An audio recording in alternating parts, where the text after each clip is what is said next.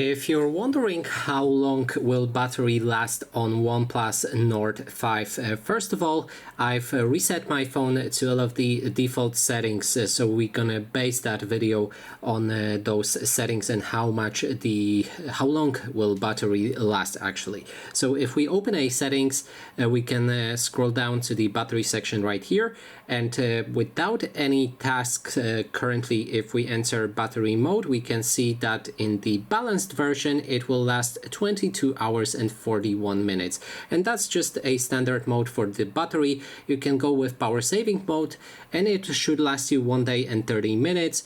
It can also last 1 day and 2 hours and 5 minutes if you go for a super power saving mode. And finally, we have also high performance mode, which lasts up to 21 hours and 33 minutes.